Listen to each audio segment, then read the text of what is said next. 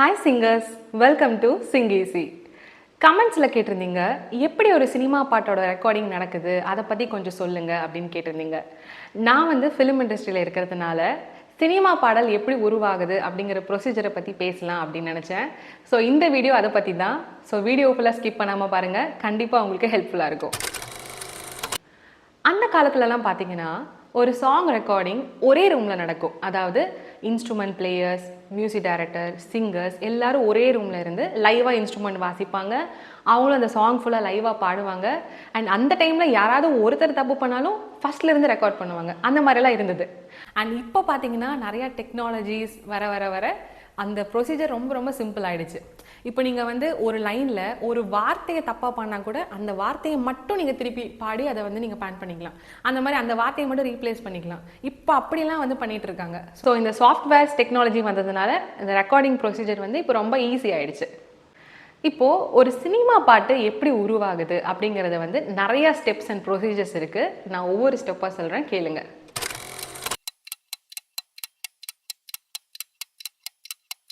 First thing பார்த்தீங்கன்னா, ஒரு படத்தோட டைரக்டர் வந்து மியூசிக் டைரக்டர் கிட்ட சொல்லுவாங்க, இந்த மாதிரி ஒரு சுச்சுவேஷன் இருக்குது, இந்த சுச்சுவேஷனுக்கு ஒரு பாட்டு பண்ணிட்டு வாங்க அப்படின்னு சொல்லுவாங்க.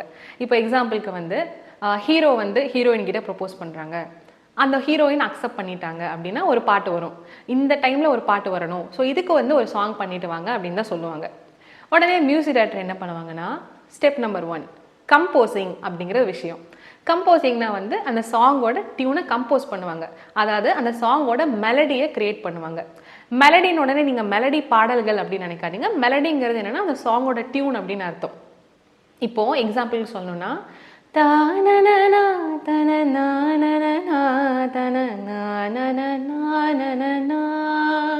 இதுதான் வந்து அந்த சாங்கோட மெலடி.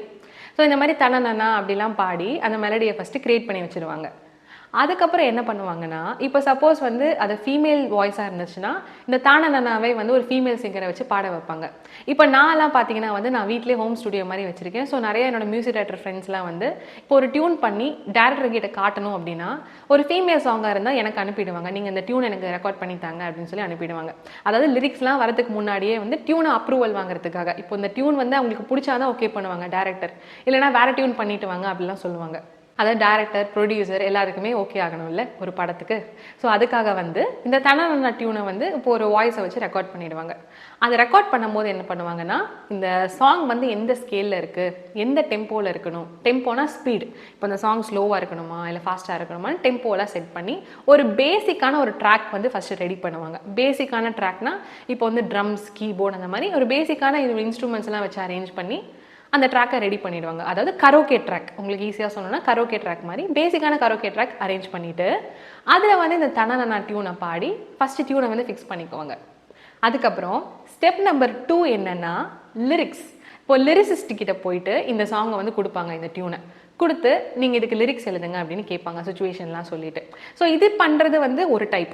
இன்னொரு டைப் ஆஃப் கம்போசிங் எப்படின்னா, ஃபஸ்ட்டு லிரிசிஸ்ட் வந்து லிரிக்ஸ் எழுதி கொடுத்துருவாங்க. அதை வச்சு இவங்க இந்த மாதிரி அதை வச்சு இந்த டியூன் கம்போஸ் பண்ணுவாங்க. இப்போ வந்து என்னவளே அடி என்னவளே அப்படின்னு எழுதி கொடுத்துட்டாங்கன்னா, என்னவளே அடி என்னவளே அப்படின்னு அந்த வார்த்தைகளை வச்சு டியூன் பண்ணுவாங்க. இந்த மாதிரி 2 டைப்பாமே இப்போது மியூசிக் டைரக்டர்ஸ்லாம் ஒர்க் பண்ணுறாங்க. அவங்களோட கம்ஃபர்டபுளை பொறுத்து 2 டைப்பாமே இப்போ ஒர்க் பண்ணுறாங்க. இந்த மாதிரி லிரிக்ஸ் முடிஞ்சதுக்கப்புறமா அந்த லிரிக்ஸை வந்து வாய்ஸ் ரெக்கார்ட் பண்ணணும் இல்லையா. இப்போ வந்து மேல் சிங்கரா, ஃபீமேல் சிங்கரா, அண்ட் எந்த மாதிரி வாய்ஸ் வந்து இதுக்கு செட் ஆகும், இப்போ வந்து கொஞ்சம் ஏஜான பீப்புள் பாடுற மாதிரியா இல்லை ஃபோக் ஸ்டைல் ஆஃப் வாய்ஸ் வேணுமா, வெஸ்டர்ன் வாய்ஸ் வேணுமா அப்படின்ட்டு யாரை வந்து ரெக்கார்ட் பண்ணலான்னு அந்த சிங்கரை ஃபஸ்ட்டு வந்து செலக்ட் பண்ணி அந்த சிங்கரை வந்து கூப்பிட்டு ரெக்கார்ட் பண்ணுவாங்க, அதாவது லிரிக்ஸை வச்சு. இது வந்து ஒரு பேசிக் அரேஞ்ச்மெண்ட்ஸ்லையும் பண்ணுவாங்க. அப்படி இல்லைனா வந்து மியூசிக் ப்ரோக்ராமிங் அப்படின்னு இன்னொரு ஸ்டெப் இருக்குது. ப்ரோக்ராமிங் அப்படின்னா கீபோர்ட் ப்ரோக்ராமிங் அப்படின்னு சொல்லுவாங்க. அதாவது நிறைய இன்ஸ்ட்ருமெண்ட்ஸ்லாம் அரேஞ்ச் பண்ணுவாங்க. அதாவது ஃப்ளூட், வயலின், கிட்டார், அந்த மாதிரி நிறைய இன்ஸ்ட்ருமெண்ட்ஸ் இருக்குல்ல. ஸோ அது எல்லாமே இப்போ சாஃப்ட்வேர்லேயே பண்ணுற மாதிரி வந்துருச்சு. ஸோ அந்த காலத்து மாதிரி வந்து லைவ் இன்ஸ்ட்ருமெண்ட் அப்படிங்கிற விஷயமே இப்போ ரொம்ப குறைஞ்சிட்டு வருது.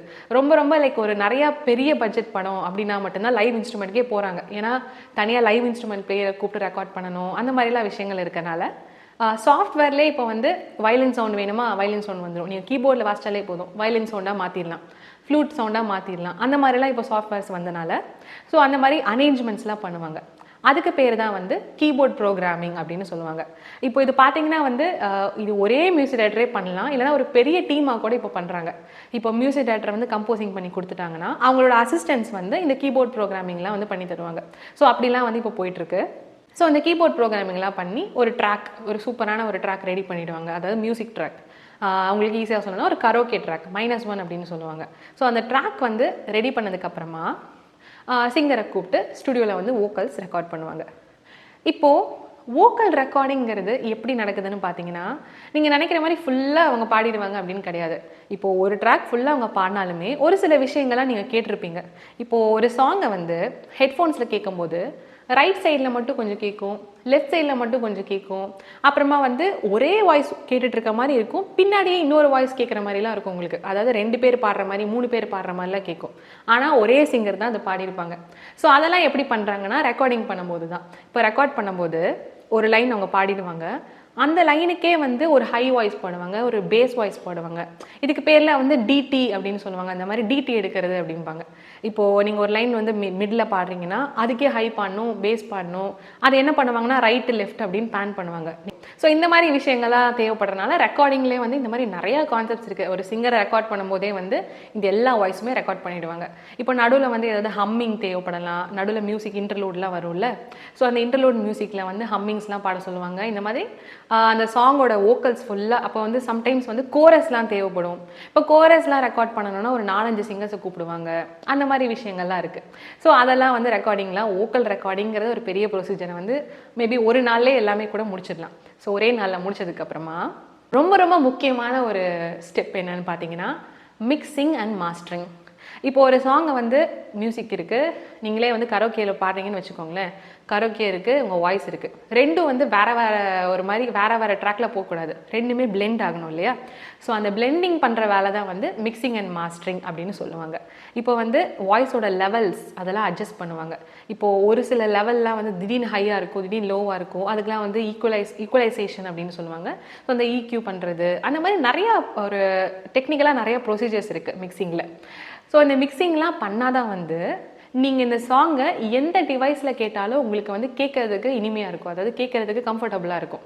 இப்போது வந்து ஒரு சாங்கை தேட்டரில் போய் பார்க்குறீங்கன்னா அதை வந்து 5.1 மிக்சிங் அப்படின்னு ஒன்று பண்ணுவாங்க. ஸோ அப்போ தான் வந்து தேட்டரோட ஸ்பீக்கர்ஸில் கேட்கும் போது உங்களுக்கு நல்லாயிருக்கும். அதே மாதிரி நீங்கள் ஒரு ஹெட்ஃபோன்ஸில் கேட்டாலும் சரி, இல்லை சாங்கை யூடியூப்பில் பார்த்தாலும் சரி, அந்த மாதிரி நல்லா கேட்குறதுக்கு நல்லா இருக்கணும்னா இந்த மிக்சிங் மாஸ்டரிங் பண்ணால் தான் வந்து இந்த ட்ராக் நல்லாயிருக்கும். ஸோ இந்த மிக்சிங்கில் என்ன பண்ணுவாங்கன்னா, வோக்கல் ப்ராசஸிங் பண்ணுவாங்க. வோக்கல் ப்ராசஸிங்கிறது என்னென்னு பார்த்தீங்கன்னா, இப்போ ஒரு சிங்கர் பாடியிருப்பாங்க, அதில் எங்கேயாவது ஸ்ருதி மிஸ் ஆகிருக்கலாம், இல்லாட்டி வந்து லெவல்ஸ் ஏதாவது அட்ஜஸ்ட் பண்ணுற மாதிரி இருக்கலாம். அந்த மாதிரி டைம்லலாம் வந்து இந்த வாய்ஸை ப்ராசஸ் பண்ணுவாங்க. அண்ட் ஒரு சில சாங்லாம் பார்த்தீங்கன்னா வந்து எல்லா சாங்ஸ்லையுமே வந்து அந்த வாய்ஸில் வந்து ஒரு எக்கோ அடிக்கிற மாதிரி எஃபெக்ட் உங்களுக்கு கேட்கும். ஸோ அதுக்கு பேர் ரிவர்ப் அப்படின்னு சொல்லுவாங்க. ஸோ இந்த மாதிரி ரிவர்ப் எஃபெக்ட் போடுவாங்க, நிறைய எஃபெக்ட்ஸ் போடுவாங்க வாய்ஸில். ஸோ இந்த மாதிரி ஒரு ப்ரொசீஜர் தான் வந்து வோக்கல் ப்ராசஸிங். ஓகேங்களா? நிறையா நான் ஒரு புது புது டேர்ம்ஸாக சொல்ல நினைக்கிறேன், பிகினர்ஸ்க்குலாம் வந்து ரொம்ப புதுசாக இருக்கும். அது மாதிரி இவ்வளோ விஷயங்கள் இருக்குது ஒரு சாங் உருவாகிறதுக்கு. ஓகேங்களா? ஸோ ஃபஸ்ட்டு வந்து என்ன சொன்னேன், கம்போசிங் முடிச்சதுக்கப்புறமா லிரிக்ஸ் எழுதுவாங்க. லிரிக்ஸ் எழுதுனதுக்கப்புறமா வந்து வாய்ஸை வந்து ரெக்கார்ட் பண்ணுவாங்க. அந்த வாய்ஸ் ரெக்கார்டிங்லேயே இவ்வளோ விஷயங்கள் இருக்குது. அந்த வாய்ஸ் ரெக்கார்டிங் முடிச்சதுக்கப்புறமா ஃபைனல் ஸ்டெப் தான் வந்து மிக்சிங் மாஸ்டரிங். ஸோ மிக்சிங்க்கு அப்புறமா வந்து மாஸ்டரிங் என்ன பண்ணுவாங்கன்னா, இந்த மாதிரி இந்த எல்லா டிவைசஸ்லையுமே காம்பர்டபுளாக கேட்குறது மாதிரி அந்த சாங்கோட ஃபார்மேட்டை வந்து ரெடி பண்ணுவாங்க. இப்போ நீங்கள் டவுன்லோட் பண்ணுவீங்கள்ல MP3 ட்ராக்கு, அப்புறமா வந்து நிறையா இந்த யூடியூப்பில் வர்றது, ஸ்பாட்டிஃபைல வர்றது, இந்த மாதிரி விஷயங்களுக்குலாம் எல்லாத்துலேயுமே கேட்குறதுக்கு நல்லா இருக்கும்ல ட்ராக். ஸோ அந்த மாதிரி சூப்பராக ரெடி பண்ணுற விஷயம் தான் மிக்சிங் மாஸ்டரிங். ஸோ இப்படி தாங்க ஒரு சாங் உருவாகுது. அதாவது சினிமாவில் ஒரு பாடல்னா இப்படி தான் உருவாகுது. இதுவே வந்து பேக்ரவுண்ட் ஸ்கோர்லாம் எப்படி பண்ணுவாங்கன்னு பார்த்தீங்கன்னா, அது வந்து இன்னொரு பெரிய ப்ரொசீஜர். அதாவது பேக்ரவுண்ட் ஸ்கோர்னால் உங்களுக்கு புரிஞ்சிருக்கும். இந்த நீங்கள் ஒரு படம் பார்க்குறீங்கன்னா நிறைய பின்னாடி மியூசிக்லாம் வரும் இல்லையா? ஸோ அதுவுமே வந்து இதே மாதிரி தான். ஃபஸ்ட்டு கம்போஸ் பண்ணுவாங்க மியூசிக்கை, அண்ட் இன்ஸ்ட்ருமெண்ட்ஸ்லாம் நிறையா போடுவாங்க. அண்ட் அதுலேயுமே வந்து சில வாய்ஸஸ்லாம் தேவைப்படும். இப்போ நானே வந்து நிறையா மியூசிக் டைரக்டர்ஸ்லாம் பேக்ரவுண்ட் ஸ்கோருக்கு பாடுறேன். அது எப்படின்னா ஹம்மிங்ஸ் மாதிரிலாம் பாடுற மாதிரி இருக்கும். இப்போ அந்த மாதிரி ஆன்னு பாடுவோம், அந்த சிச்சுவேஷனுக்கு தகுந்த மாதிரி ஹம்மிங்ஸ் பாடுவோம்.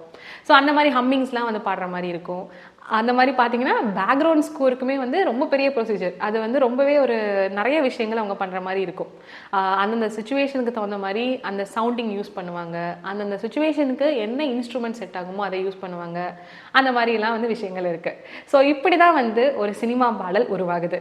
ஸோ இந்த வீடியோ வந்து கண்டிப்பாக உங்களுக்கு ஹெல்ப்ஃபுல்லாக இருந்திருக்கும்னு நினைக்கிறேன். நிறைய பேருக்கு தெரியாத விஷயங்களை வந்து நான் சொல்லியிருக்கேன் அப்படின்னு நம்புகிறேன். ஸோ இதே மாதிரி மியூசிக் பற்றி நிறையா டிப்ஸ் தெரிஞ்சுக்கவும், தமிழ் ஃபிலிம் சாங்ஸை எப்படி ப்ரொஃபஷ்னலாக பாடணும் அப்படின்னு நீங்கள் கற்றுக்கணுன்னாலும் சிங் ஈஸி சேனலுக்கு சப்ஸ்கிரைப் பண்ணுங்கள்.